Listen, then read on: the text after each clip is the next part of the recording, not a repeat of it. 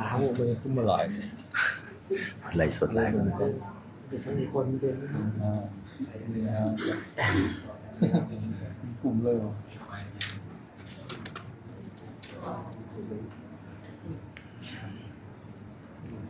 มือต่อไปนะได้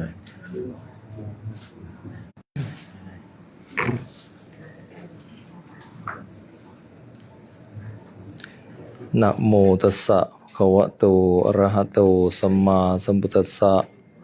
นะโมตัสสะภะคะวะโตอะระหะโตสัมมาสัมพุทธัสสะนะโมตัสสะภะคะวะโตอะระหะโตสัมมาสัมพุทธัสสะขอนอบน้อมแด่พระผู้มีพระภาคอรหันตสัมมาสัมพุทธเจ้าขอนอบน้อมแด่พระธรรมอันเป็นคำสั่งสอนที่พระผู้มีพระภาคทรงตรัสไว้ดีแล้วและขอน้อมไว้แด่พระสงฆ์ผู้ปฏิบัติดีปฏิบัติชอบตามพระธรรมวินัยของพระศาสดาขอกราบนมัสการพระเดชพระคุณญาติทานใหญ่เวทมัสเสนัยของประธานองค์การพุทธศาสนาสัมปันธ์ลาวที่เคารพยิ่งและก็ขอแสดงความเคารพนับถือพระเถรานุเถระเพื่อนสหธรรมิกเจริญสุขเจริญธรรมมายังท่านสาธุชนออกตนญาติโยมผู้มาร่วมทำบุญมุทิตาสักการะอายุวัฒนมงคลของพระเดชพระคุณญาติทานและกับบุญฉลองกุฏิหลังใหม่ญาติทานก็ถือโอกาสเวลามาร่วมบุญน้ำเพิ่นญาติเวลาอันสั้นๆมาร่วมก็แสดงมาตั้งแต่ตอนแรงมื้ออื่นเช้าก็เลยกลับแต่เช้าเนาะถ้าว่ามีกิจอยู่ทางพุ่นก็บุญแจกข้าวญาติทานวันค่ำคณะประจำพสแขวงสนเขตที่ถึงแก่มรณภาพจะเลยเฝ้าไปเฝ้ากลับ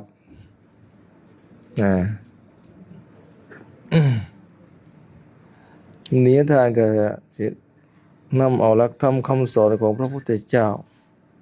มาชี้แจงแสดงให้เฮาท่านทั้งหลายได้รับฟัง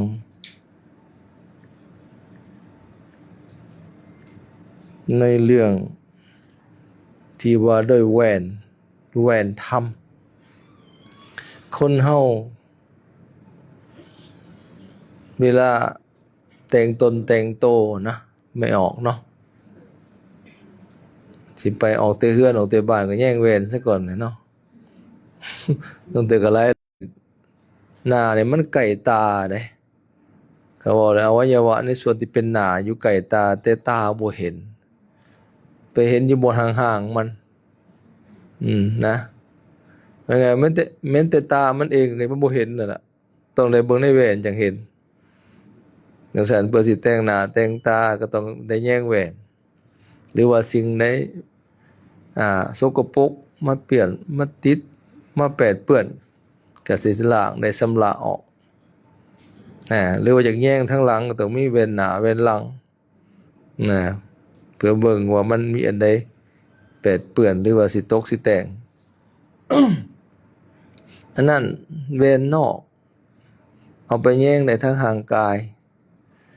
แต่ในที่นี้หมายถึงแหวนในแหวนสองเบิ่งจิตเบิ่งใจนะแล้วก็เป็นคุณธรรมเบื้องสูงด้วยกวดเบิ่งความพยากรณ์ตนเองได้ว่าเฮาอยู่ในภูมิธรรมระดับใดโดยเฉพาะคุณธรรมของความเป็นพระโสดาบันเนาะ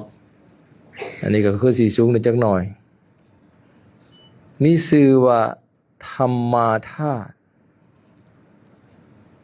ธรรมะก็คือธรรมนั่นแหละอาทาสะแปลว่าแหวนแหวนธรรมหรือว่าแหวนสองธรรมก็ขอเข้าสู่เนื้อหาสาระในเรื่องที่มาในพระสูตรเลยเนาะ ข้างนั้นพระผู้มีพระภาคประทับอยู่ตามความพอพระทัยในโกธิคามหับสั่งเฮียกท่านพระอานนท์มาตัดว่ามาเถิดอานนท์เฮาจะเข้าไปยังนาทิกะคามกันท่านพระอานนท์ทูลหับสนองพระดำรัสแล้วพระผู้มีพระภาคพร้อมด้วยภิกษุสงฆ์หมู่ใหญ่เสด็จถึงนาทิกะคามประทับอยู่ที่พระตำหนักที่ก่อด้วยดินจี ในนาทิกะคามลำดับนั้นทานพระอานนท์เข้าไปเฝ้าพระผู้มีพระภาคถึงที่ประทับถวายอภิวาทแล้วนั่งณที่สมควรได้ทูลถามพระผู้มีพระภาคดังนี้ว่า ข้าแต่พระองค์ผู้เจริญ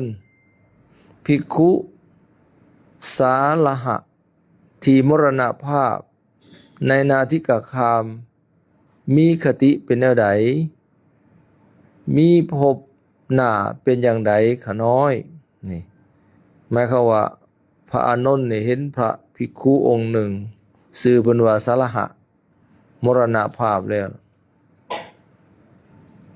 ภพเบื้องหน้าหรือว่าคติที่เพิ่นไปสู่สิตายไปแล้วสิไปเกิดอยู่ไสว่าซั่นซะถามหลายคนไหน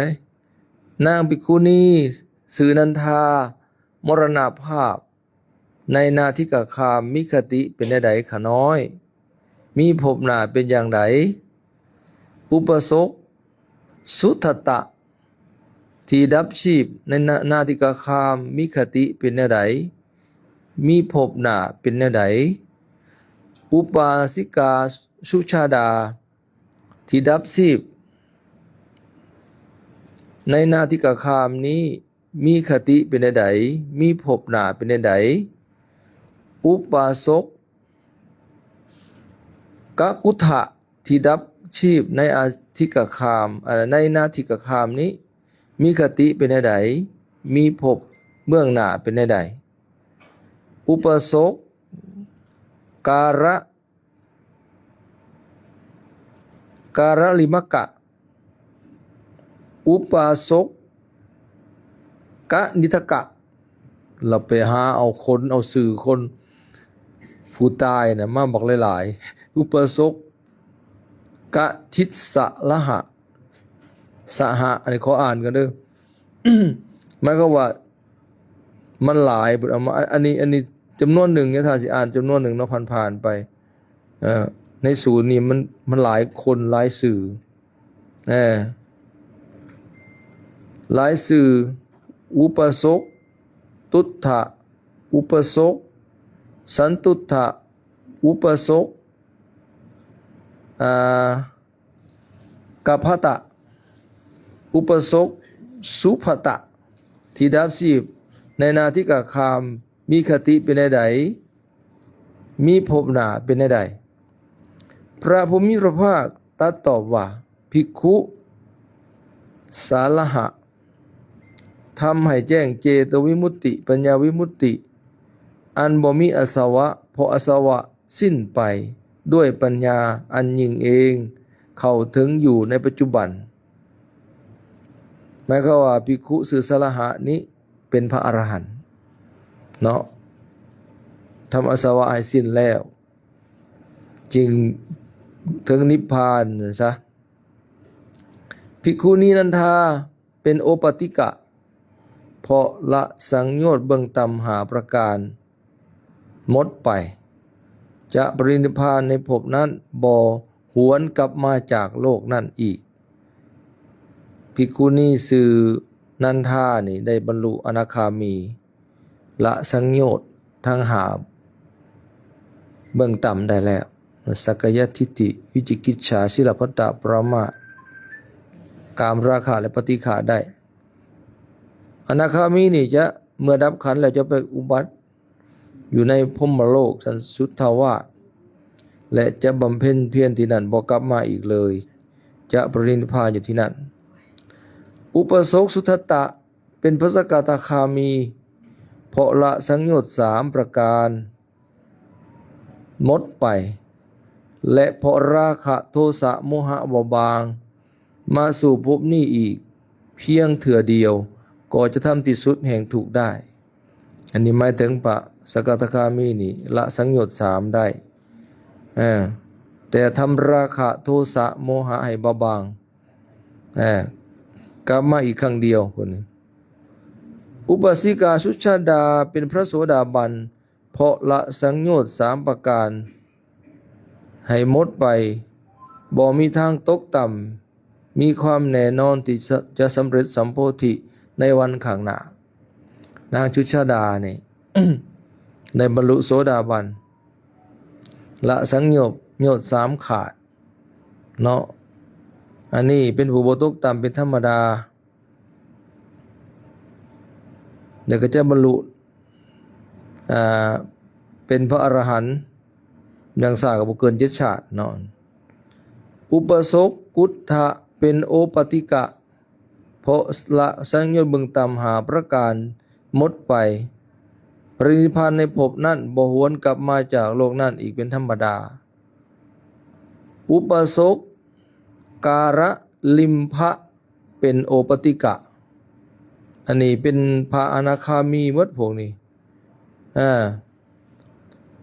บัดนี้อุปสกนิกตะเป็นโอปติกะละสังโยชน์หาได้บัดนี้เพิ่นก็ตอบอุปสกกติสหะเป็นอุปติกะอันนี้เป็นพระอนาคามีหมดซุมนี้เนาะที่เหลือหันแม่นเป็นพระอนาคามีหมด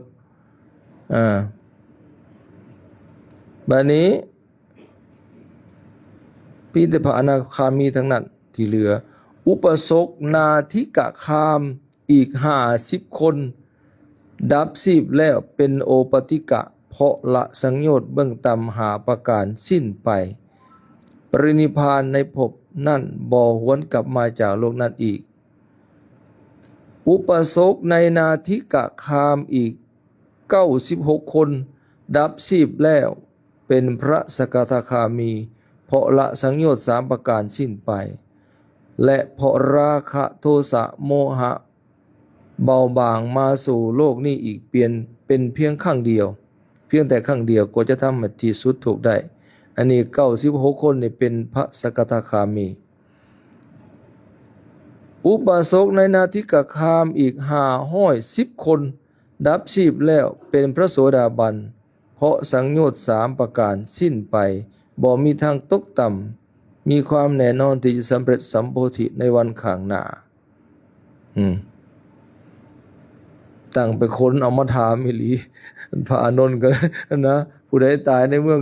สาวัตถีไปเอามาถามผู้นั้นตายผู้นี้มรณภาพเขาเป็นภิกขุก็นั่นน่ะสัมปรายภพเบื้องหน้าหรือว่าคติตีไปแล้วสิไปเกิดทางใดเนาะพระพุทธเจ้าก็ตอบได้เพราะว่าพระพุทธเจ้าเพิ่นมีอันน่ะเอิ้นว่าอนาคตังสยานฮู้อนาคตได้ว่าผู้ใดสิไปเกิดไปตายอยู่ไสบัดนี้พระพุทธเจ้าก็เลยตรัสหลักธรรมที่จะให้กวดสอบ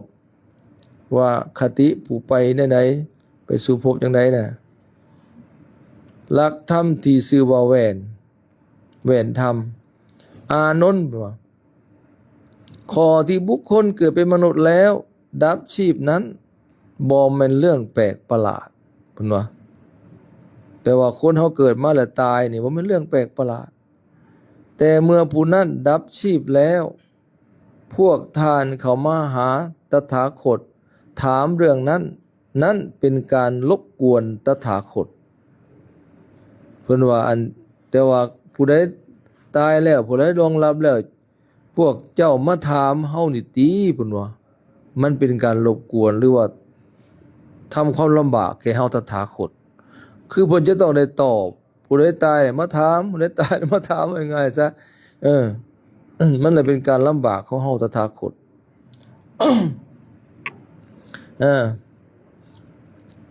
เพราะฉะนั้นเฮาจะแสดงหลักธรรม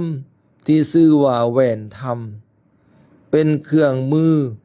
ให้อริยสาวกมีไว้เพื่อประสงค์ก็จะพึงพยากรณ์ตนได้ด้วยตนเองว่าเฮาหมดสิ้นเหตุให้ไปเกิดในนรกหมดสิ้นเหตุให้ไปเกิดในกำเนิดสัตว์เดรัจฉาน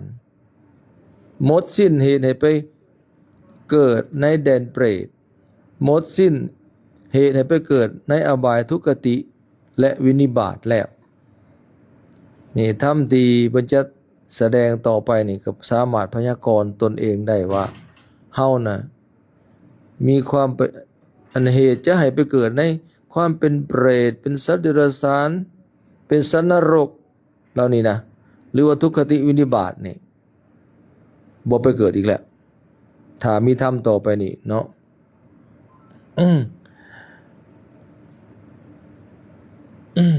เพราะและวินิบาตและเพิ่นว่าเนาะเฮาเป็นพระโสดาบันนี่เฮาเป็นพระโสดาบันบ่มีทางตกต่ำมีแต่ความแน่นอนที่จะสำเร็จสัมโพธิในเบื้องหน้าหรือว่าตรัสรู้ในเบื้องหน้า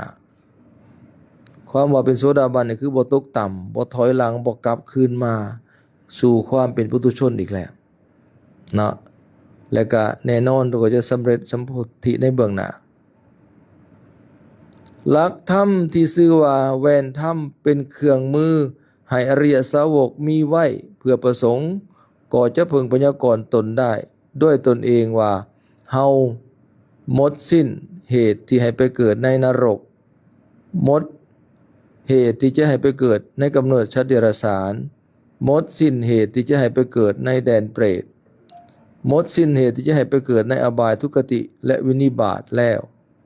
เฮาเป็นพระโสดาบันบ่มีทางตกต่ำมีความแน่นอนที่จะสำเร็จสัมโพธิในวันข้างหน้าคืออันใดเพิ่นว่าคือพระอริยสาวกในธรรมวินัยนี้1ประกอบด้วยความเลื่อมใสอันบ่หวั่นไหวในพระพุทธเจ้าว่าพอเหตุอย่างนี้อย่างนี้พระผู้มีพระภาคพระองค์นั้นเป็นพระอรหันต์ตรัสรู้ชอบได้โดยพระองค์เองเป็นผู้ถึงพร้อมด้วยวิชชาและจรณะเป็นผู้ไปแล้วด้วยดีเป็นผู้รู้โลกอย่างแจ่มแจ้งเป็นผู้สามารถฝึกบุรุษที่สมควรฝึกได้อย่างบ่มีภัยยิ่งกว่า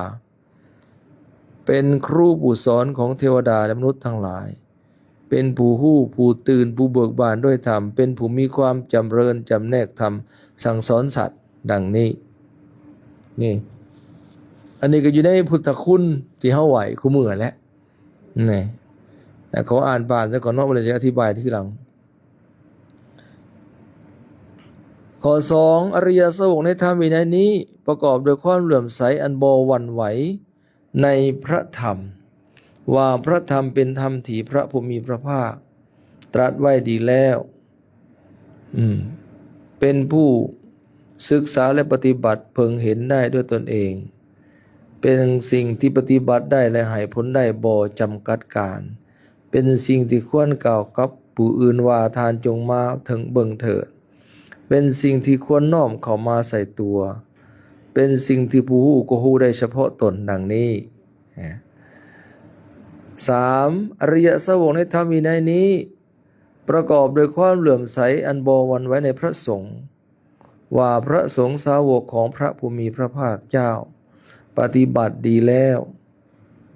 ปฏิบัติกงแล้วปฏิบัติเพื่อรู้ธรรมเป็นเครื่องออกจากทุกข์แล้วปฏิบัติสมควรแล้วได้แก่บุคคลเหล่านี้คือคู่แห่งอริยะ4คู่นับเลี้ยนตัวบุรุษได้แปดบุรุษนั่นแหละสงฆ์สาวกของพระผู้มีพระภาคเจ้าเป็นสงควรแก่สักการะที่เขานำมาบูชา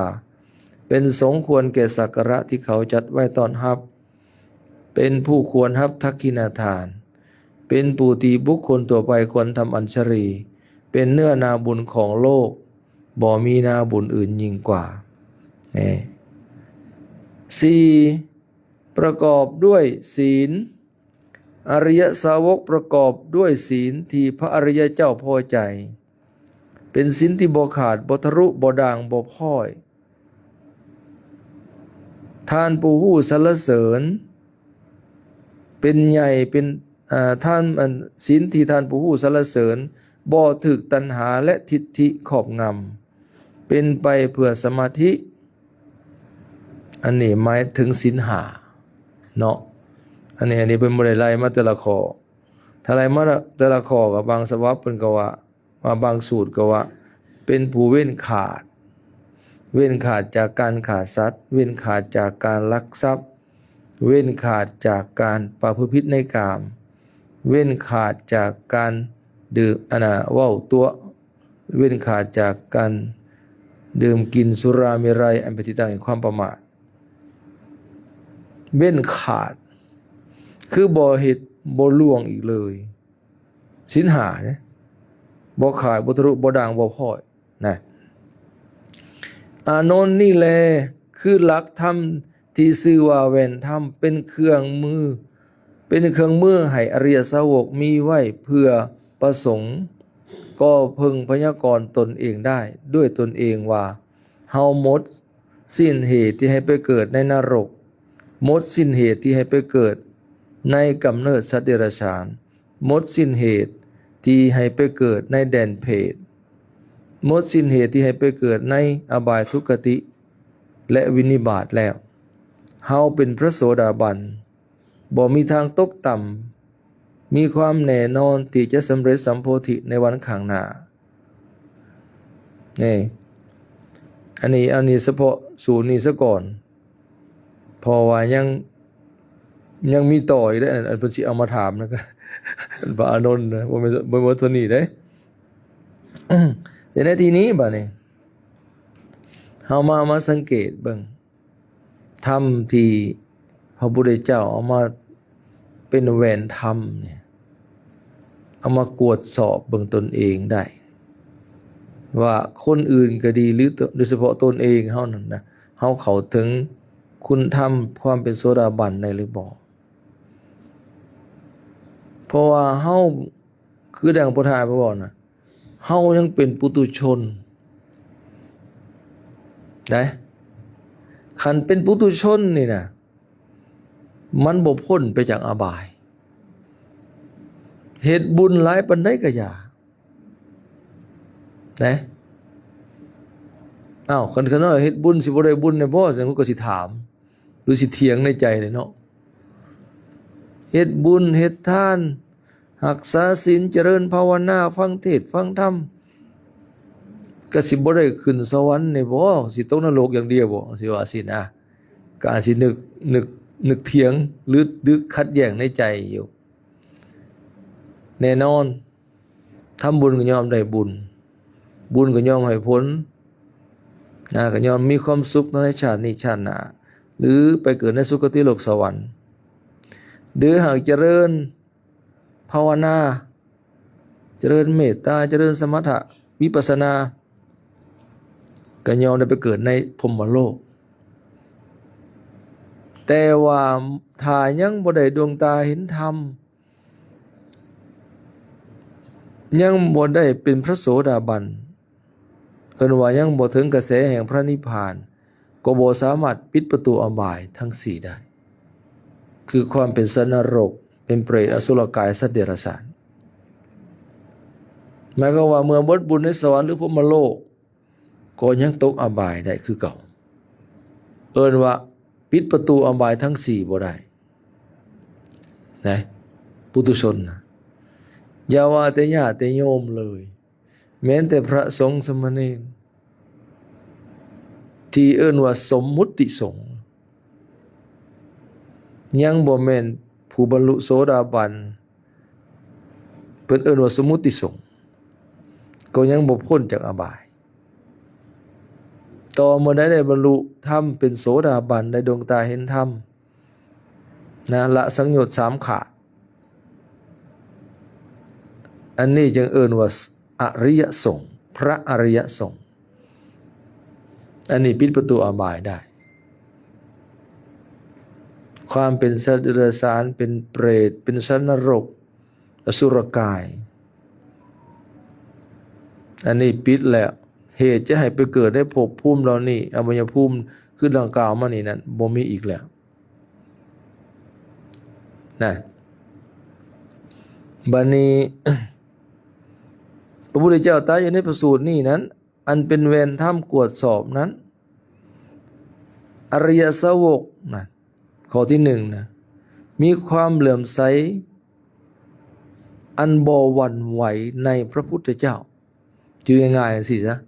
แล้วก็พระนาพุทธคุณเนี่ยเฮาสูในอิติปิโสนะเห็นบ่นะโดยพิสดารฟังคักๆอยู่ว่ามีศรัทธาหรือว่ามีความเหลื่อมใสอันบ่หวั่นไหวในพระพุทธเจ้าสองมามีความเหลื่อมใสอันบ่หวั่นไหวในพระธรรมสามมีความเหลื่อมใสอันบ่หวั่นไหวในพระสงฆ์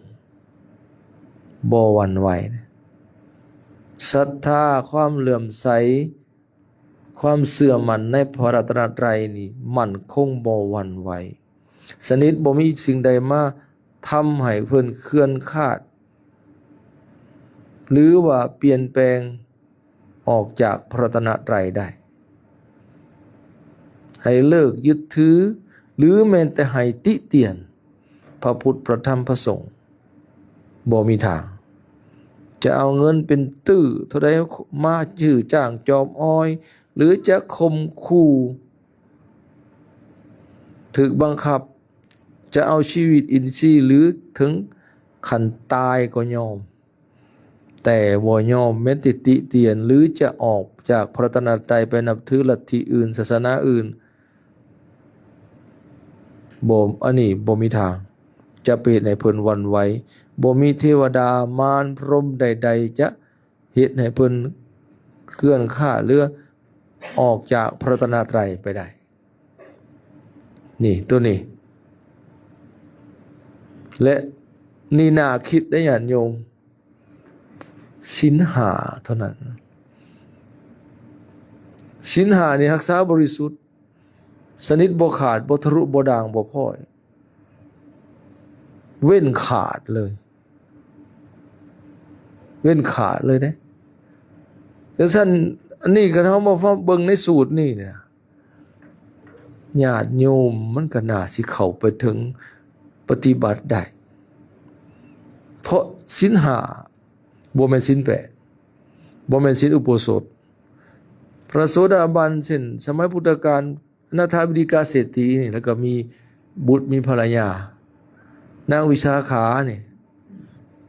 เพิ่นก็มีผัวมีลูกแล้วเป็น20คนพุ่น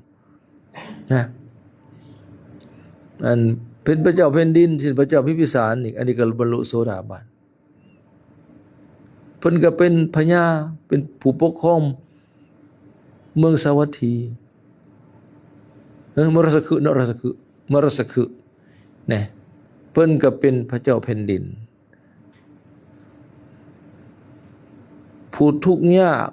คนขี่ทูตกุดทั้งสุปพุทธกุฏินี่ได้ฟังธรรมพระพุทธเจ้าครั้งเดียวว่าสิไปขอทานนำพระเจ้าสำดอกหรือไปนั่งฟังธรรมในถ่ายพุทธบริษัทฟังธรรมไปได้บรรลุธรรมเป็นพระโสดาบันนี่คนทุกข์คนยากแต่มีบาปกรรมอย่างที่เหตุในทุกข์ยากลำบากเกิดมาชาตินั้นเป็นขี้ทูตเพราะยังอึดอยากขอทานกินก็ยังได้บรรลุโสดาบันก็มีว่าบุญก็มีหลายนะบารมีก็ถึงพร้อมจะได้บรรลุโสดาบันก็เป็นพอออกจังซั่นสมัยพุทธกาลผู้ใดฟังธรรมพระศาสดาโดยเฉพาะต่อเฉพาะพระภาคพุทธเจ้าหรือฟังธรรมภาษาวกนี่บรรลุโสดาบันนี่สิหลายที่สุดเลยที่ยังเป็นญาติเป็นโยมเป็นฆราวาสอยู่นะนั่นนี่ให้เบิ่งคัก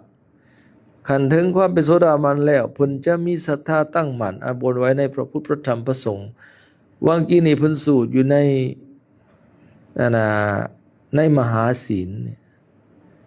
เพิ่นสูตรไปนี่เป็นบาลีหมดอันนี้เพิ่นเว้าเรื่องการประกอบเดรัจฉานวิชา การตื่นมุ่งคุณภายนอกมุ่งคุณตื่นข่าวเลิกพาหน้าที่เฮ็ดเวทมนต์กลคาถาเบิ่งลึกเบิ่งยามนะสืบชะตาราศีนะอยู่ในนี่หมดในมหาศีลเนี่ยสูตรที่มันสูตรกี่เนี่ยคันผู้เข้าถึงความเป็นโสดาบันจะบ่ไปยึดติดในสิ่งเหล่านี้พิธีรีตองเหล่านี้อีกต่อไปสิบ่ถือมุ่งคุณภายนอกมุ่งคุณตื่นข่าวเดรัจฉานวิชาอีกนะเพราะว่าคันยังไปถือตัวนี้มันละบ่ได้ในสิ่งนี้ว่าละศีลพัตตประมาทยังบ่ได้ก็ขอโยงไปใส่ต่อเพราะมันกระแสมันสิบ่ครบพระโสดาบันในพุทธสังโยชน์นี่คือผูกเครื่องผูกสัตว์ให้ติดของอยู่ในโลกในวัฏสงสารเนี่ยพุทธะได้3อย่าง1สักกายทิฏฐิความเห็นว่าขันธ์ห้าเป็นตัวตนนะขันธ์ห้าคืออย่างไรรูปเวทนาสัญญาสังขารวิญญาณคันว่าโดยย่อก็เป็นมีแต่กายกับใจหรือว่ารูปกับนามกายกับใจนะส่วนที่เป็นรูปขันธ์ก็เป็นกายส่วนเวทนาสัญญาสังขารวิญญาณก็เป็นส่วนใจก็เรียกว่ากายกับใจแต่คันขยายออกก็คือว่าเนี่ยรูปเวทนาสัญญาสังขารวิญญาณโดยละเอียดเพื่อนละความยึดถือว่าเป็นตัวตนของตนในขันธ์ห้านั้นได้เห็นรูปเวทนาสัญญาสังขารวิญญาณโดยความบ่แม่นตัวตนของตนนะเห็นแจ้งในสิ่งนี้บ่มีหยังสงสัยอีกว่ามันบ่แม่นตัวเฮาบ่แม่นของเฮากายหรือว่ารูปขันธ์นี้ส่วนที่เป็นรูปนี้บ่แม่นตัวเฮาบ่แม่นของเฮาเพิ่นพิจารณาอย่างนี้ใครแยกออกมาว่าส่วนที่เป็นกายก็เอานั้นบ่แม่นของเฮาเฮาบ่เป็นอันนั้นบ่แม่นตัวตนของเฮาเวทนาการเสวยอารมณ์สุขทุกข์เป็นกลางๆอันนั้นก็บ่แม่นตัวเฮาบ่แม่นของเฮาหรือว่าอันนั้นบ่แม่นของเฮาเฮาบ่เป็นอันนั้นบ่แม่นตัวตนของเฮาสัญญาก็คือกันสังขารวิญญาณคือกันนั้นบ่แม่นของเฮาเฮาบ่เป็นอันนั้นบ่แม่นตัวตนของเฮาจะพิจารณาในส่วนใดแง่ใดมุมใดก็ตามเห็นแจ้งว่ามันบ่แม่นตัวเฮาบ่แม่นของเฮานี่ส่วนที่เป็นกายกับใจหรือในขันธ์ห้าบัดนี้ขันธ์ห้ามันก็มีขันธ์ห้าภายในก็คือตัวเฮาเองแต่ละคนขันธ์ห้าภายนอกก็คือผู้อื่นกับคนอื่นกันในคนในครอบครัวกับบุตรภรรยาสามีผัวเมียก็คือการเบิดบ่แม่นของเฮาบ่แม่นตัวเฮาแต่ความพอใจความกำหนัดความยินดีอันนี้ยังตัดบ่ได้ยังมีอยู่คันเป็นฆราวาสก็ยังมีคู่ครองมีผัวยังบริโภคกามยังยินดีในกามคุณเพราะคุณธรรมระดับพระโสดาบันบ่สามารถละราคะได้ความกำหนัดในกามได้พูนระดับพระอนาคามีปุ่นจึงละราคะได้หรือว่ากามฉันทะได้ได้แต่ว่าก็ฮู้แจ้งว่ามันบ่แม่นตัวตนของตนบ่แม่นตัวเฮาของเฮานี่ละสักกายทิฏฐินี่ได้2วิจิกิจฉาสังโยชน์ข้อที่2นี่ความลังเลสงสัยลักๆก็คือสงสัยในพระตรัสไตรนี่แหละสงสัยในพระพุทธพระธรรมพระสงฆ์พระพุทธเจ้ามีจริงบ่พระพุทธเจ้าอุบัติขึ้นมาพระพุทธเจ้าทรงตรัสรู้จริงบ่บรรลุธรรมรู้แจ้งธรรมมีแท้บ่ได้แท้บ่พระธรรมคำสอนที่พระพุทธเจ้าทรงตรัสเทศนาสั่งสอน มีจริงบ่ปฏิบัติได้แท้บ่จะถึงความดับทุกข์ได้แท้บ่ปฏิบัติแล้วสิถึงมรรคผลนิพพานได้แท้บ่นี่บ่มีหยังสงสัยบ่สงสัยในพระสงฆ์ผู้ปฏิบัติดีปฏิบัติชอบตามพระธรรมวินัยของพระศาสดาเป็นผู้แจ้งธรรมเป็นผู้ประกาศธรรมคำสอนพระศาสดาเฮ็ดได้แท้บ่มีแท้บ่นะผู้บรรลุโสดาสกิทาคาอนาคาอรหันต์ตัสสหุเป็นอนุพุทธบุคคลตามพระพุทธเจ้ามีแท้บ่พระสงฆ์เหล่านั้นบ่สงสัยนะแม้แต่ขันในบาปบุญนี่เราจะเรื่องว่ากล่าวถึงบาปถึงบุญอยู่ในธรรมอะไรในหลักธรรมว่าบาปมีจริงบ่บุญมีจริงบ่นรกสวรรค์มีจริงบ่เหล่านี้เป็นต้นบ่สงสัยอีกแล้วพอพระโสดาบันเป็นผู้ถึงพอดุทิฏฐิมีสัมมาทิฏฐิอันบริบูรณ์แล้วจึงบ่มีความสงสัยว่าบาปมีหรือบ่นอบุญมีหรือบ่นอนะบุญคุณพ่อแม่มีจริงบ่การให้ทานมีผลบ่การบวงสรวงมีผลจริงบ่สัตว์ที่เกิดพุทธขึ้นก็เป็นโอปติกะสัตว์มีบ่สงสัยนั่นเป็นยังมันจะตัดความสงสัยได้เพราะเชื่อมีศรัทธาความเชื่อในพระรัตนตรัยโดยเฉพาะเชื่อในเอิ้นว่าตถาคตโพธิศรัทธาเชื่อในปัญญาเครื่องตรัสรู้ของพระพุทธเจ้าพระพุทธเจ้าทรงสอนพระพุทธเจ้าทรงหู้ทรงเห็นพระองค์มีทิพจักขุมีทิพโสตะเพิ่นเห็นเพิ่นหู้เพิ่นเห็นนะภพภูมิต่างๆเห็นการจุติของสัตว์ทั้งหลายเอิ้นว่าจุตูปปัฏฐญาณเพิ่นเห็นสัตว์อุบัติสัตว์เกิดสัตว์ตายในภพภูมิใดเป็นเพราะกรรมอันใดเพิ่นหู้หมดเพิ่นมีหูทิพตาทิพเชื่อตามพระพุทธเจ้าจบตัดปัญหาได้เลยบ่ต้องไปสงสัยอีหยังบ่ต้องไปหาพิสูจน์ด้วยตนเองก็ได้ว่าโอ้ยเฮาบ่มีตาทิพย์เฮาบ่เห็นนำเพิ่นบ่เชื่อแล้วต้องไปฝึกให้ได้ตาทิพย์ซะก่อนจังสิเชื่อบ่พระพุทธเจ้าทรงตรัสตั้งแต่ตรัสรู้ถึงปรินิพพานบ่มีผิดพลาดแม้แต่คำเดียวพระพุทธเจ้าบ่ฮ้อนสิไปแต่งเรื่องสวรรค์มาหล่อให้คนทำบุญบ่แม่นแต่งนิทานนรกมายั่วให้คนตัวให้คนหยาดแม่นบ่สิ่งที่พระองค์ทรงสอนแม่นพระองค์ทรงหู้ทรงเห็นเป็นจริงทุกอย่างจังซั่นถึงเฮาบ่มีเครื่องพิสูจน์บ่มีตาทิพย์คือเพิ่นเฮาก็เชื่อปัญญาการตรัสรู้ของพระพุทธเจ้าจบถ้ามีคนถามเจ้าเห็นบ่นรกเจ้าเห็นบ่สวรรค์เจ้าเห็นบ่พรหมโลกเจ้าเห็นบ่พิเภทมันไปเกิดในใดหรือกรรมบันดาลให้เป็นไปได้อย่างใดจะไปเป็นในนั้นเจ้าเห็นบ่เห็นบ่เห็นคือเจ้าเชื่อข่อยเชื่อพ่อข่อยสอนเชื่อพระพุทธเจ้าบรมศาสดาของข่อยพ่อนะเพิ่นบ่ฮ้อนสิ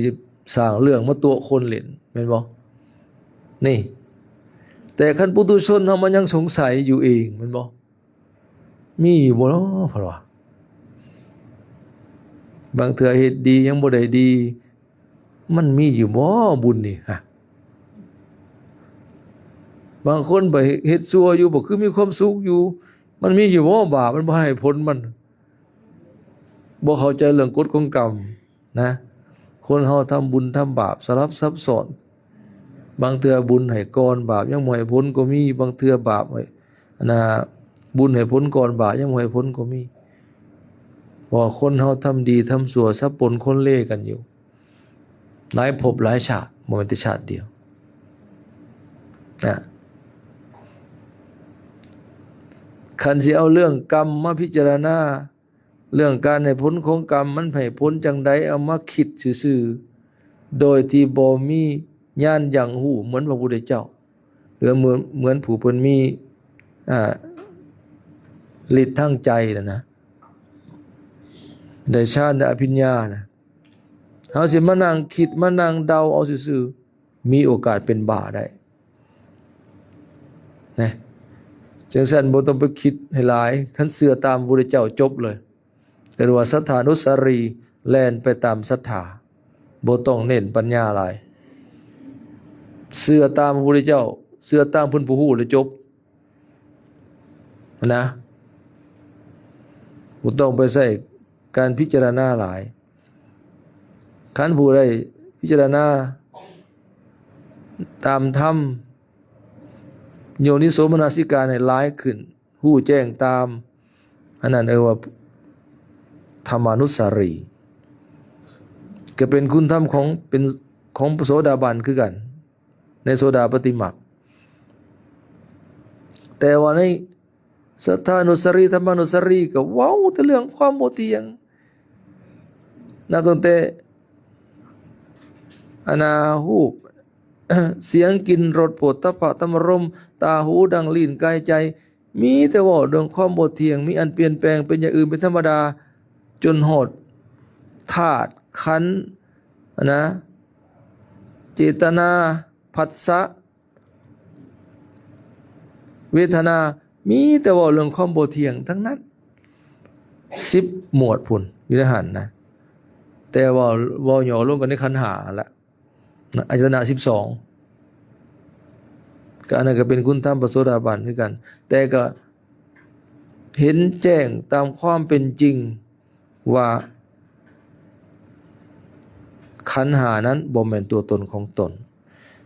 จนว่าหลวงพ่อพุทธทาสเพิ่นเขียนหนังสือเพิ่นสิว่ามีหนังสือเล่มหนึ่งหนาเล่มใหญ่เลยว่าเฉพาะเรื่องละตัวกูของกูเพิ่นว่าภาษาบูฮานมาว่าตัวกูของกูต้องละตัวนี้ได้ก่อนสักยทิฏฐินั่นแหละมันเป็นด่านทำอิฐที่พระโสดาบันผู้เข้าถึงความเป็นโสดาบันจะต้องละได้ถ้ายังยึดถือขันธ์ห้ารูปนามกายใจทั้งตนเองทั้งผู้อื่นทั้งภายในและภายนอกว่าเป็นตัวเฮาของเฮาอย่างเหนียวแน่นมั่นคงอันนั้นบ่แม่นโสดาบันยังเป็นปุถุชนอยู่ถึงละความกำหนัดพอใจยังบ่ได้แต่ว่าก็ฮู้แจ้งว่ามันบ่แม่นตัวเฮามันบ่แม่นของเฮาสิเป็นคนก็ดีวัตถุสิ่งของก็ตามเหมือนกับเอามาวางไว้นั่นบ่แม่นของเฮาเฮาบ่แม่นอันนั้นบ่แม่นตัวตนของเฮาต้องเข้าใจอย่างนี้ตลอดเวลาคันยังลงของกูอีเลี้ยวแล้วเอาเป็นเอาตายแหละบ่แม่นผู้ต้องเป็นปุถุชนเต็มร้อยนะเห็นบ่เพิ่นจังพาวสูตรในสังเวขะปริกิตนะยามมื้อเช้าเห็นบ่รูปังอนิจจังรูปบ่เที่ยงนะเวทนาอนิจจาเวทนาบ่เที่ยงเห็นบ่สัญญาอนิจจาสัญญาบ่เที่ยงสังขารบ่เที่ยงวิญญาณบ่เที่ยงต่อมาว่ารูปังอนัตตารูปบ่แม่นตัวตนเวทนาบ่แม่นตัวตนสัญญาบ่แม่นตัวตนสังขารบ่แม่นตัวตนวิญญาณบ่แม่นตัวตนเพิ่นยังบ่ย้ำว่าสัพเพธัมมาอนัตตาติสิ่งทั้งหลายทั้งปวงบ่แม่นตัวตนดังนี้อีก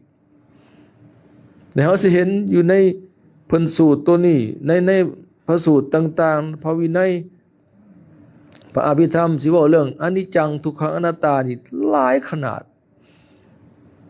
ไหนให้เห็นธาตุขันธ์รูปนามบ่แม่นตัวตนของตนอายตนะภายในภายนอกขันธ์ห้า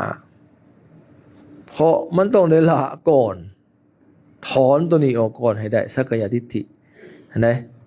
เนื่องว่ามหากิจขันธ์ที่2เราบ่มีความสงสัย ในคำสอนพระศาสดาพระพุทธเจ้าให้จังซั่นความเชื่อมีสองอย่างคือว่าหนึ่งเชื่อการตรัสรู้ของพระพุทธเจ้าปัญญาสองมันได้เชื่อกรรมและผลของกรรม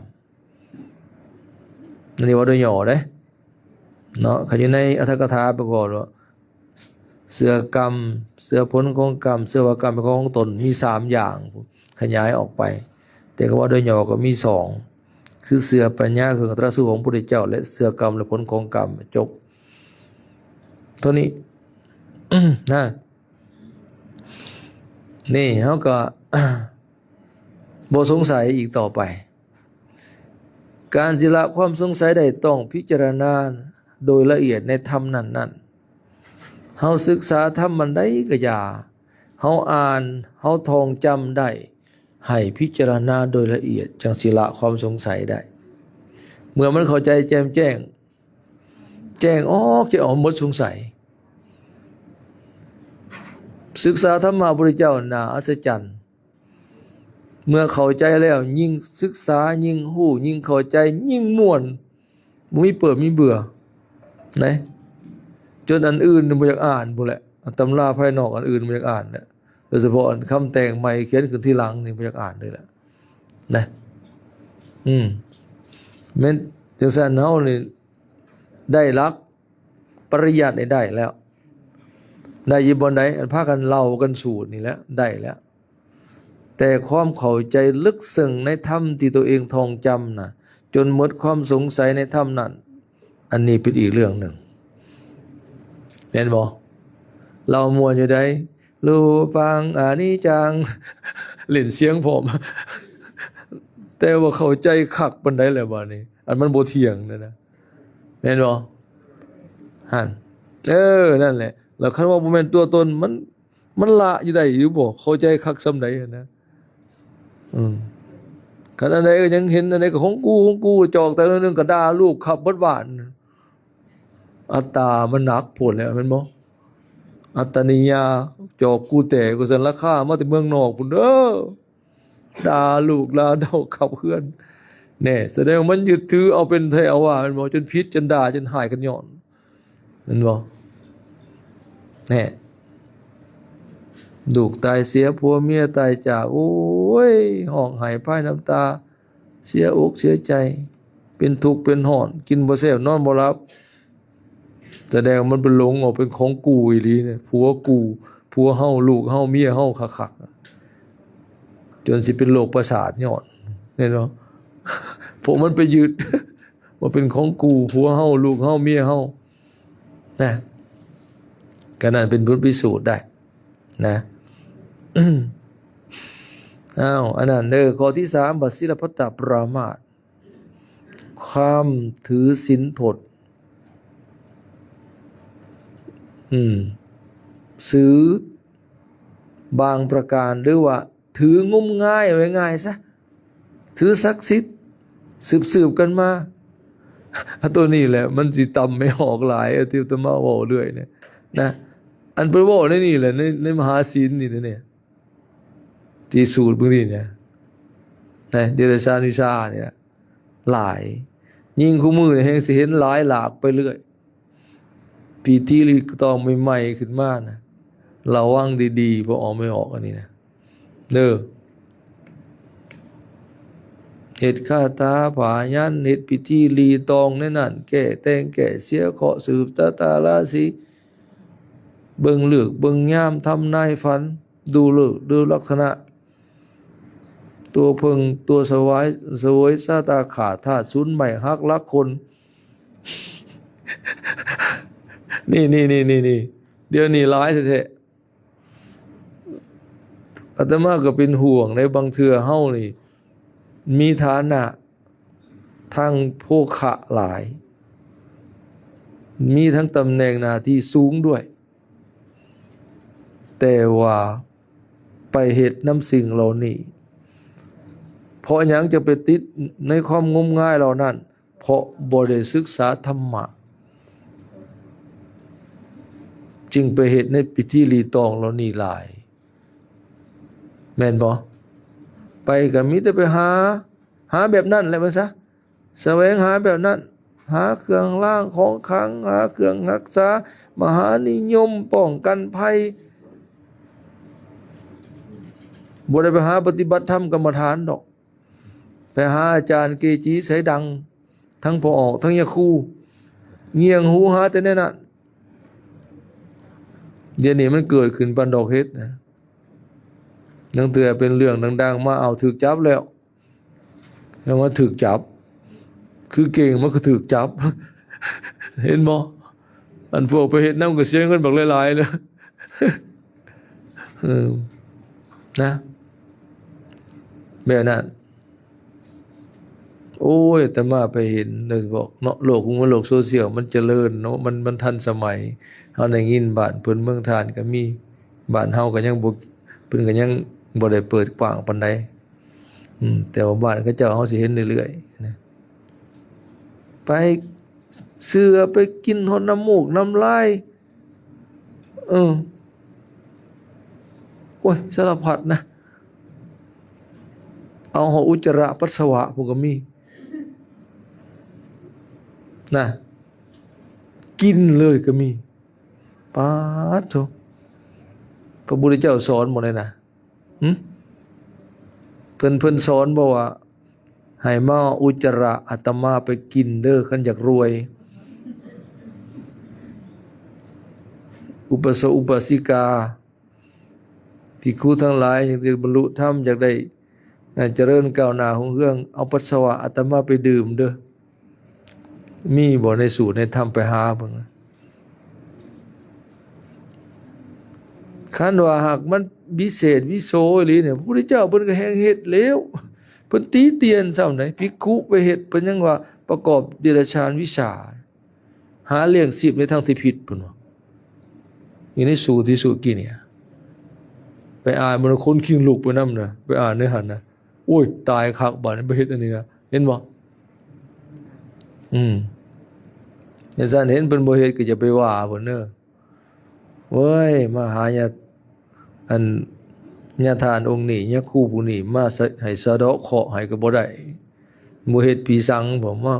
ฉันเข้าไม่ออกเลยนอนเฉยอยู่สิไปว่าโอ้บาปกินหัวตื่มเนี่ยขอฝ่ายผู้แค้นเส้นหนึ่งก็บ่เฮ็ดให้น้อคือมาพี่เลือกถึงญาคู่ยังไงเพิ่นเฮ็ดนั่นเพิ่นนี่ให้นะพระก็บ่มีได้หม้อเหรียญก็บ่แจกในบ่ขน้อยเพิ่นบ่เฮ็ดก็บ่อยากดึงออกจากตัวนี้แหละศิลปัตตปรามาสอันนี้ก็ยังพอมีเนี่ยอยู่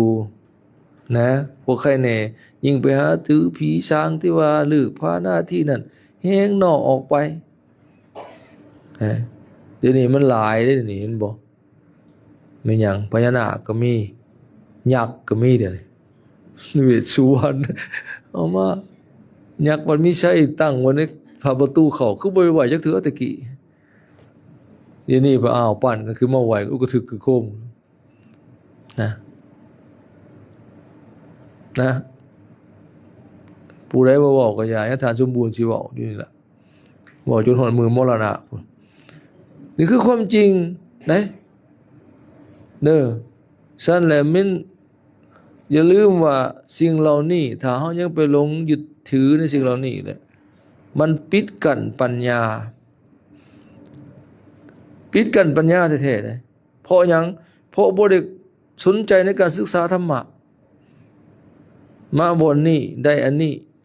ไปสำนักนั้นได้อันนั้นของมงคลเมื่ออยากได้มหานิยมไปหาอาจารย์นั้นอยากเบิดสะเดาะเคราะห์ไปหาอาจารย์นั้นโอ้ยสบายใจเบิดเคราะห์แล้วเมื่อบ่ได้อ่านธรรมะหลักในหลักการปฏิบัติดำเนินชีวิตสิปฏิบัติในใดอย่างมีศัพท์ปฏิบัติในใดรักการแสวงหาโภคทรัพย์รักการจ่ายทรัพย์ใส่ซอยหน้าที่ผัวหน้าที่เมียหน้าที่ลูกในทิศพระพุทธเจ้าสอนไว้บ่ได้สนใจเอาหลักธรรมไปปฏิบัติยังเอาแต่คาถาสวยคันมีปัญหาในครอบครัวผัวเมียผิดกันเฮ็ดจั่งใดผัวสิคืนมาไปหาหมอเฮ็ดเสน่ห์ยาแฝด ให้ดึงผัวมาให้สูตรผัวคืนแต่บ่ได้แก้ว่าธรรมะตัวเองผิดอันใดขอปฏิบัติของตัวเองในความเป็นสามีที่ดีเป็นผัวที่ดีปฏิบัติต่อกันอย่างใดพระพุทธเจ้าทรงสอนบ่ได้สนใจตรงนั้นสนใจแต่ว่าสิจังไดบางคนไปสะเดาะเคราะห์คือเราได้ยินบ้านเขาเจ้านะไปเสียเคราะห์เสียตัวพร้อม อาจารย์ยังอยู่บ้านเพิ่นได้ยินข่าวเขาจับนะก็จนนั่นก็เฮ็ดความเสื่อน่ะเขางมงายไว้ง่ายซะเฮ็ดหยังก็เฮ็ดไปหมดน่าสงสารว่ามันเป็นตาบ่มันไปซ้ำเติมไม่ได้เป็นตาอีตนเพราะหยังบ่มีปัญญานั่นแหละบ่มันไปศึกษาเอาธรรมะมาแก้ปฏิบัติธรรมอะไรสิขัดเกลาจิตใจตัวเองบ่ให้ยึดมั่นถือมั่นแก้ไขจุดอ่อนของตัวเองในใดความประพฤติอันใดที่ยังบ่ถูกต้องบ่ดีงามอยู่อาตมาอยู่วัดอบมาสวรรค์เขาเจ้ามาหาหลายเถื่ออยู่ผู้หนึ่งว่าไปเบิ่งหมอมาแต่ไตว่าเคาะหลวงเขาให้ไปสะเดาะเคาะนำแล้วจังหูจักหรือมีผู้ไปบอกแล้วว่าอยู่วัดอบมาพระอรหันต์ซั่นโอ้โหอาตมายังหันซ้ายหันขวาอยู่นี่นะเนี่ยพระอรหันต์เพิ่นบ่เฮ็ดแล้วนั้นว่าเคาะใหญ่เคาะหลวงเขาซั่นไปหาก็ดีแต่มาก็เทศเอาซะเลยกลับไปบ่ได้เสียดอกบ่ได้เสียบางจะกีบบ่ได้เสียเคาะอาตมาเสียให้เลยเขาหมายก็เทศนั่นแหละมาเล่าเขาอกเข้าใจเนี่ยอันผู้เป็นหมอท่วงได้จังฮู้ว่าเพิ่นเป็นอรหันต์แต่อาตมาเองก็ยังบ่ได้เป็นอรหันต์อันผู้หมอได้จังฮู้ว่าเป็นอรหันต์อาตมายังมีกิเลสอยู่โสดาบันก็ทั้งยากนะตอนนั้นเพิ่นมาหาโอ้ยว่านะเลยเทศให้เราฟังไปหลายเรื่องหลายแนวแปลกๆมาไหนก็เว้าก็บอกกันเตือนกันไปมีพอออกอันนึงสิให้ฟังอันไปเฮ็ดต้นกระพึกไม่ออกเคยเห็นบ่ว่าหมอท่วงแล้วเอาตอกแป้ๆนี่นะไปผูกคดแล้วเอาดินทรายอัดใส่อาตมาพอแต่เกิดเห็นเธอเดียวนะแล้วมีเอากองดินทรายมาถวายพ่อ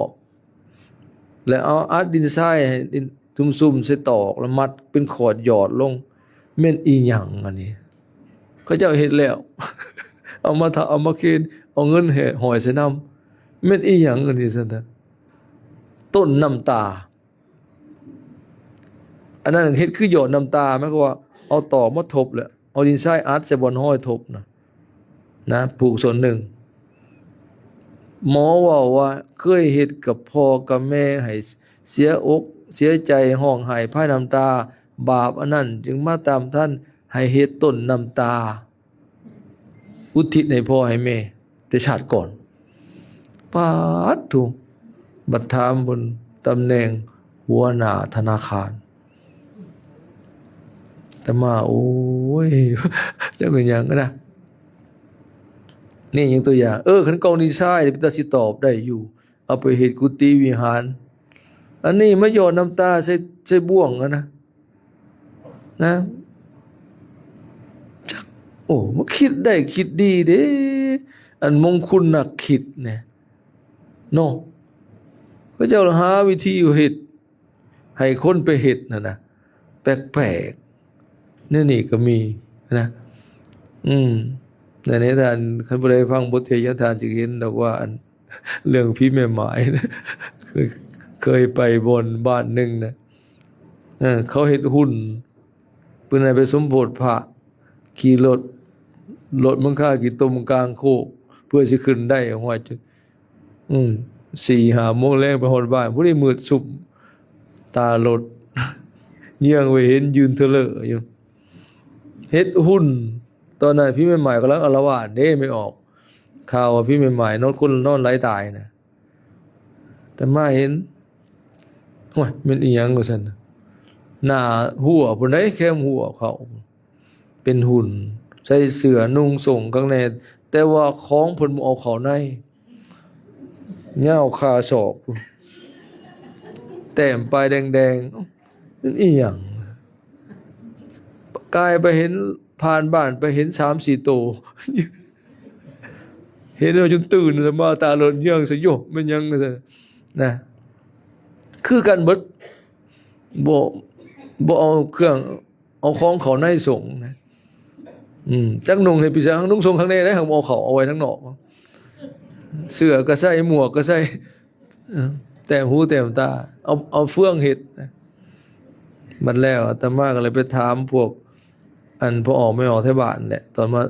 ตอนเทศจังซี่ล่ะเทศแล้วก็ถามว่าเฮ็ดอีหยังนะซั่นน่ะหุ้นนั่นน่ะเฮ็ดพี่ช้างเฮ็ดกันพี่ใหม่ๆแต่มาเลยถามว่าพี่ใหม่ๆมันขยันบ่จักแล้ว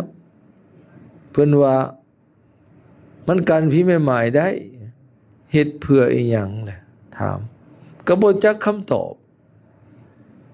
แต่มาก็เลยว่าพี่ใหม่ๆมันก็สิบ่ฮู้บ่ของแท้ของปลอมฟังกับเขาได้ผีใหม่ๆมันเคยมีผัวเลยนะคันคนลาวเฮาใหม่ๆน่ะผัวตายเนาะคันผัวปะผัวนั่นเป็นหยังไม่ห้างอันนี้มันเคยมีผัวเนี่ยมันสิบ่ฮู้ว่าใหม่คันผีใหม่ๆมักใหม่ก็โง่อีกอาตมาคันใหม่ๆผีใหม่ๆย่านใหม่ก็โง่อีกย่านหดใหม่เด้อย่านหดหุ่นเฟืองนะอากันหัวก็จะนะทั้งคนนอนสินเมียนุ่งสินเมียนอนว่าฉันหลอกพี่ใหม่ๆมันก็หลอกง่ายปานนั้นเนาะแต้มเล็บดำเล็บแดงผู้ชายก็ได้แต้มมันนี่ได้แต่ว่าก็เห็นมันยังมีผู้ชายขึ้นมาแต้มเล็บกันพี่ใหม่ๆหลอกกลางคืนมันเถอะมันมาเห็นเล็บแดงมันว่าไม่ยิ่งมันสิบ่เอาเพิ่นว่าโอ้ตัวผีนี่ตัวง่ายลีเนาะตัวนะอันนั้นแหละแทนที่สิเอาเขาวัดเขาว่ามาไหวพระพุทธพระธรรมพระสงฆ์เอาพระรัตนตรัยเป็นสรณะบ่แม่นมันเอาหุ่นเอาหูปเอาปีสังเอาสินเมียเป็นสรณะบ่แต้มเล็บแดงเล็บดำนะเอาสิเห็นได้นี่มันสารพัดเรื่องต่างๆเกิดขึ้นกูมื้อให้เบิ่งคักๆแต่มาเป็นห่วงมันเดี๋ยวนี้ว่าง่ายว่าพวกนี้มันเป็นยุคโฆษประมาณิกายุคโฆษณาเขาหากินน้ำการโฆษณาหากินน้ำความงมงายของคนหน่วยง่ายซะพวกฉลาดแก้มโกงระวังนะเขาเฮ็ดพิธีรีตองขึ้นมาว่าง่ายอยู่ในเจ้าเข้าไปในบริเวณแมนบอนเข้าไปในเขตดูดเงินเขาหมดเลยแต่เข้าประตูมาพุ่นอันนี้บูชาอันนี้ราคาตัวนี้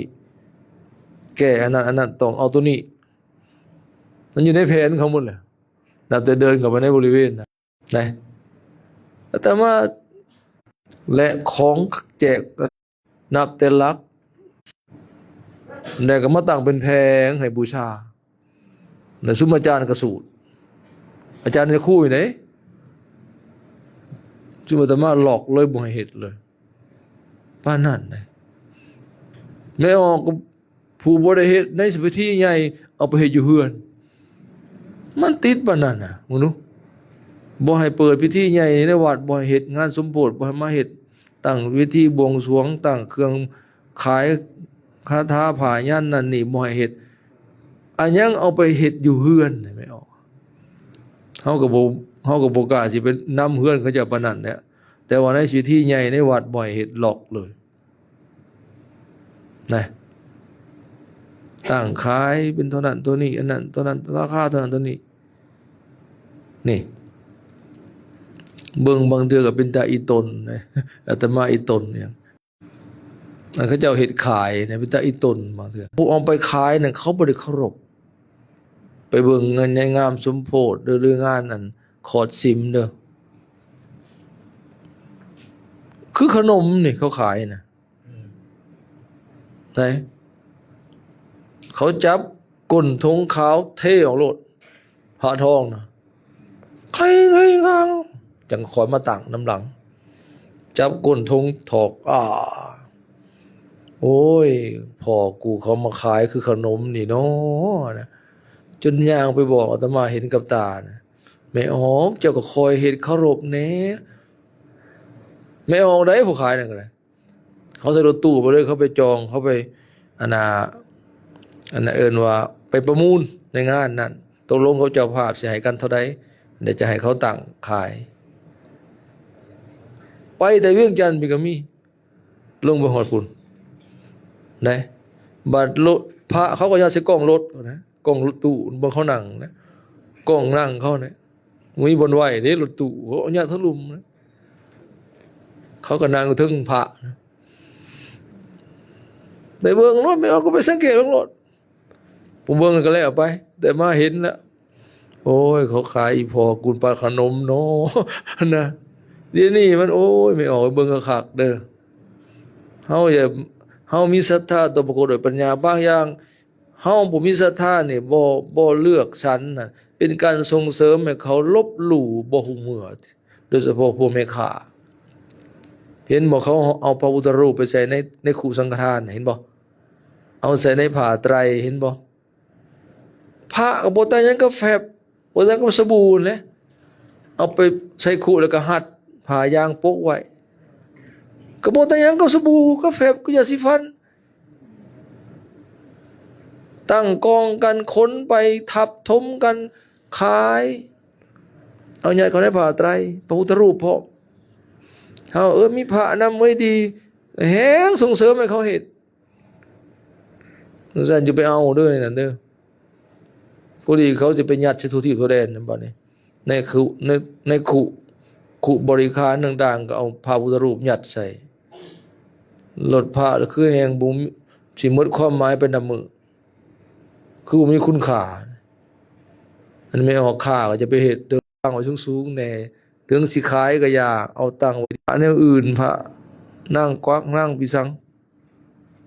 ไปตั้งไว้เทิงตู้พระพุทธรูปไปตั้งไว้ทั้งลุมหลวงพ่อคนหลวงพ่อธรรมดาเอาไว้ทั้งเทิงพระพุทธรูปอยู่ทั้งลุมแต่มากก็ไปท่วงนะไปเฮือนไปซ่านี่กันแต่ก็จะไปเห็นในหานพระก็เจ้าคือเอาพระซุ่มนี่พระคนพระอีหยังนางกวางนางเขียวไว้ทั้งเทิงพระพุทธรูปอยู่ทั้งลุมตั้งไม้บอกก็จะให้ตั้งไม้นะ แบบนั้นนะอยากนับถืออยู่ของพระเจ้าอันไหนควรบ่ควรในก็สารพัดแล้วบาดนี้ในหิ้งในหาดบูชาเพิ่นจากพญาครุฑพญานาคแต่งเครื่องบูชาอันนั้นเท่านั้นสีมังใหม่7อย่าง7สีน้ำอันนี้เป็นมามีพระฤาษีอยู่นั่นอยู่ในหานพระเพิ่นหัวคือกระโตเป็นคนหัวเป็นงัวก็มีจ้างมันยังแต่กี้มีแต่พระองค์เดียวไปหลายบ่อนหลายที่หลายวัดหลายสำนักมาเต็มเบิดหานจักมันยังมันหยาจักมันหลอดแม่นพี่สังจักมันเรียนรุ่นใดตัวรุ่นใดจักสิเอาหยังบูชาแน่บัดนี้เพิ่นสิบ่นิ่งกันบ่ฮึรักษาก็ได้นะอันนี้แหละมันก็เลยเป็นศีลพัตตประมาทนะจังซั่นเฮาผู้อยากเข้าถึงคุณธรรมพระโสดาบันต้องมีความเหลื่อมใสอันบ่หวั่นไหวในพระพุทธพระธรรมพระสงฆ์เท่านั้นคันเฮาถือแต่สิ่งเหล่านี้เบาเลยไม่ออกเบาเลยไว้แต่อันนี้พอเลยเห็นบ่เขาถามเจ้าได้บ่ของดีได้แล้วแม่นหยังตอบง่ายๆโลดมี3องค์พระพุทธพระธรรมพระสงฆ์อยู่ไสหอยคอคือบ่มีบ่ข่อยบ่ได้หอยมันยากหอยไว้ในใจจบแม่นบ่หอยคอเอาเหรียญหอยบัดกินน้ำกินนั่นกินนี่ยังขวามหัวเพิ่นนี่บ่ดีสิโหดหัวเพิ่นซ้ำ อาตมาเลยลำบากได้ถือผ้าเนี่ยจักสิถือไว้หม่องใดคันใส่ธงไปผัดยุญาณขาพี่มันหย่อนลงยังบ่กล้าถือเลยอาตมาเนี่ยเขาจะเอาเหรียญให้มาเกาะเบิ่งสิเน็บใส่ธงใส่ไทยโอ้ยมันอยู่กองขี้แห่เฮาตัวผ้านี่เขาว่านะเลยบ่ถือเอาไปไว้คันคือเก่านะกะรับอยู่ดอกคันเพิ่นให้ก็สรองศรัทธาคันมีผู้ให้ก็หรือว่าเขาเจ้าญาติเยียดให้อีหลีก็เอาไปก็เอาไปไว้คันพุ่นแหละบ่กล้าสิเอามาห้อยนะหั่นนี่มันถือขี้เหือขี้ไข่นะแม่นนั่นจังว่าเฮาถือคุณของเพิ่นเฮาไหวพระคุณของเพิ่นดังที่กล่าวมาแล้วในพุทธคุณธรรมคุณสังฆคุณที่เพิ่นพาสูตรอยู่นะในสูตรแปดอิติปิโสสกตสุปฏิปันโนนะนั่นเนาะจังซั่นได้กันเฮาปฏิบัติได้คือดังกล่าวมานี่นะจังสิเป็นโสดาบันจังสิออกจากความเป็นปุถุชนเข้าสู่ความเป็นอริยชนมันเป็นสิ่งที่บ่เหลือวิสัยบ่ไกลสุดขอบฟ้าเป็นสิ่งที่เฮาที่จะเข้าถึงได้และภาคเพียรปฏิบัติกษัตริย์มรรคผลก็สิมีไว้ตั้งแต่ในตำราแต่เฮาบ่ภาคเพียรปฏิบัติหรือคันว่าบ่คัดข้อกันแต่มาโดนมาเลยหลวงพ่อองค์หนึ่งไปนำกันอัญญาน่ะเทศสูงโพดแล้วดักกันเลยธรรมวินัยพระพุทธเจ้ามีเท่านั้นบ่มีแต่ว่าเรื่องโลกิยธรรมโลกุตตรธรรมบ่เว้าบ่พระอริยบุคคล1 2 3 4มีในธรรมวินัยนี้เท่านั้นบ่ให้เว้าถึงเลยก็บ่ได้หยังกับเฮาเฮียนนี่อยากจบแต่อนุบาลกับประถมเท่านั้นบ่มัธยมปริญญาตรีโทเอกมีอยู่บ่เฮียนบ่ในธรรมวินัยนี่มีส่วนที่เป็นโลกิยธรรมผูกทำความผู้ที่ยังของในโลกผู้ที่ยังบริโภคกาม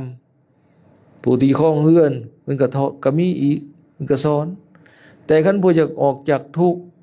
ออกจากวัฏสงสารเพื่อมรรคผลนิพพานเพิ่นก็มีหลักสอนแนวทางปฏิบัติเฮาแต่สิเอาขันทานกันศีลธรรมดากันนี่เท่านี้บ่นะอันสิ่งที่มันมีอันประเสริฐอันดีอยู่มีอยู่บ่กล่าวบ่เฮียนบ่ศึกษาแน่บ่แล้วว่าเฮาปรารถนาแม่นบ่เฮ็ดหยังก็สาธุลงท้ายก็ตราบต่อเท่าเข้าสู่พระนิพพานบุญก็ขาเถิดดีในคำปรารถนาน่ะแต่ภาคปฏิบัตินี่เฮาเข้าถึงสำใดและ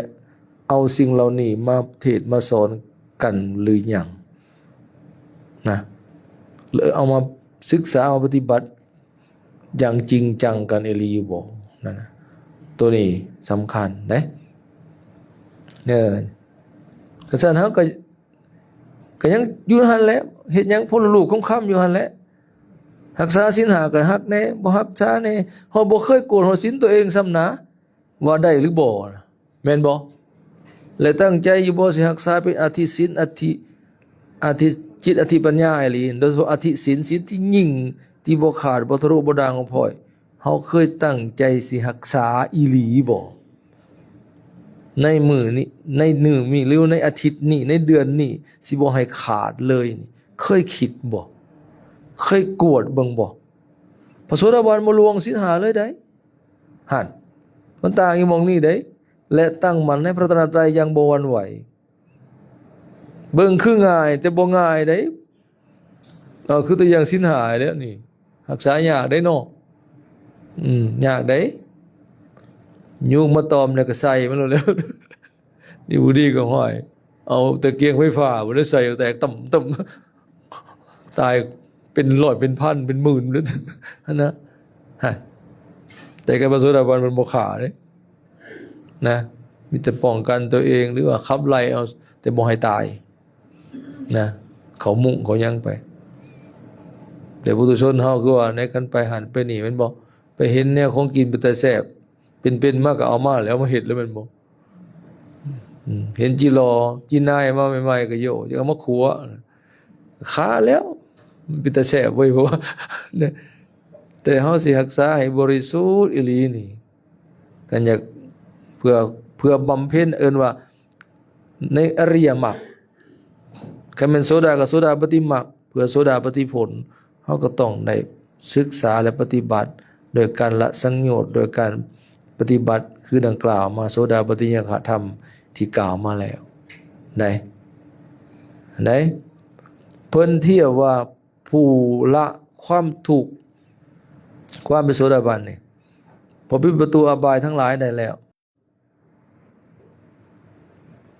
ก้อนหินน้อยๆสำในผักกาด7ก้อนบรรดาได้คือภูเขาสิเนรุมันละลายลงไปเจือนลงไปหมดแล้วความทุกข์ที่เหลือของเพิ่นน่ะสำในผักกาดขี้หินก้อนน้อยๆสำในผักกาด7ก้อนแต่ความทุกข์ปุถุชนสำภูเขา ลองคิดมึงดูนะความทุกข์เพิ่นของเพิ่นเหลือสำขี้หิน7ก้อนก้อนขี้หินนั้นสำในผักกาดนะมันเทียบกันปานนั้นบ่ต้องมันว่าบ่ต้องเทียบว่า1ส่วน100ส่วนพันส่วนแสนส่วนเทียบบ่ได้เลยเพราะภูเขาทั้งหนูสูงเพียงฝ่าพุ่นละลายลงไปเหลือแต่เท่าขี้หินเม็ดน้อยๆเท่ากับเม็ดผักกาด7เม็ดเพิ่นหมายความว่าความทุกข์ที่เพิ่นจะต้องบำเพ็ญอย่างสูงสุดที่จะต้องเที่ยวมาเกิดเป็นมนุษย์เป็นเทวดาอยู่ในโลกนี้7ชาติเท่านั้นโสดาบันตอนมันมี3จำพวกได้1เอกาพีซีจะกลับมาอีก1ชาติในความเป็นมนุษย์หรือเป็นเทวดา2โกลังโกละอันนี้กลับมาอีก3ชาติ3สัตตคตุปรมะอันนี้กลับมาอีก7ชาตินี่พระอริยเจ้าพระโสดาบันนี่ทำวัฏสงสารให้สั่นเขาลอกได้แล้วว่าบ่เกิน7ชาติในระหว่าง1ชาติ3ชาติ7ชาตินี้เกิดแต่เป็นมนุษย์กับเทวดาเท่านั้นและบ่ตกอบายอีกเลยความเป็นสัตว์นรกเป็นสัตว์เดรัจฉานเป็นเปรตอสุรกายหรือทุกขติวินิบาตบ่ได้ไปเกิดอีกแล้วมันน่าศึกษาได้พอไม่ออกเนาะของมีความเหลื่อมใสตั้งมั่นในพระรัตนตรัยและมีศีลห้าบริสุทธิ์นี่ละสังโยชน์3ขาดดังที่กล่าวมาแล้วอันนี้ยังให้ศึกษาหลายๆเรื่องสังโยชน์นี่แหละจะเป็นพระเป็นโยมก็ตามเพราะบางเทื่อปฏิบัติเอาเป็นเอาตายเนี่ยนั่งสมาธิจนก้นสิโพงนี่นะเดินจงกรมเดินธุดงค์จนขาสิขาดเนี่ยเฮาละอีหยังได้ในสังโยชน์3นี่คันละบ่ได้ก็ปฏิบัติลำบากอย่างใดก็ชาติโลกีไปเกิดในพรหมโลกเจริญเมตตาเนี่ยไปเกิดแล้วคันมีเมตตากันในพรหมโลกก็ได้เกิดแล้วแต่ว่ามันผัดปิดประตูอบายบ่ได้นะนั่นน่ะ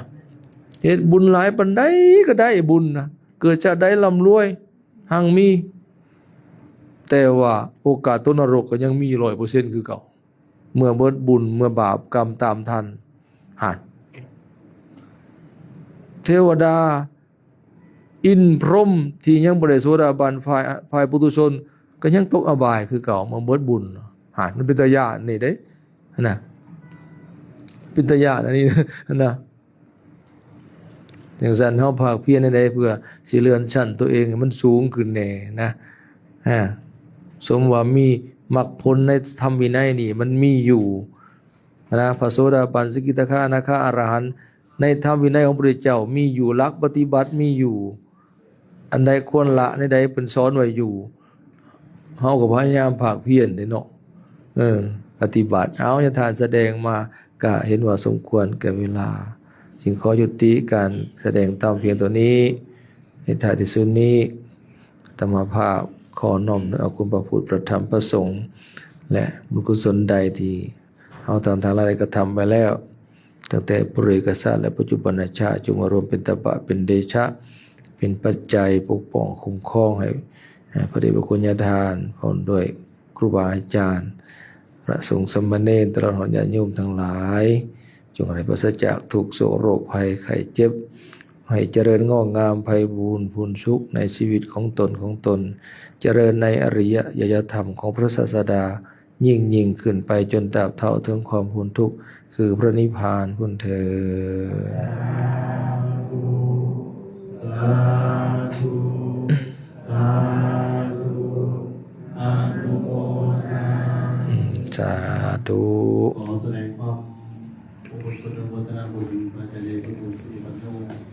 ที่ปรึกษาผู้ทรงธรรมทรงได้เสียของครูบาอาจารย์ในเกี่ยวเรื่องการของการเผยแผ่พระนิพพานผู้ดีและครูบาอาจารย์ได้เห็นและได้การแสดงธรรมสมองเป็นสมองในเขตเมืองทุกบ้านทำให้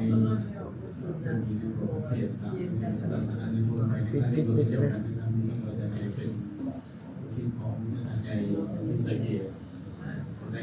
เสียสละเวลาที่มีการเดินท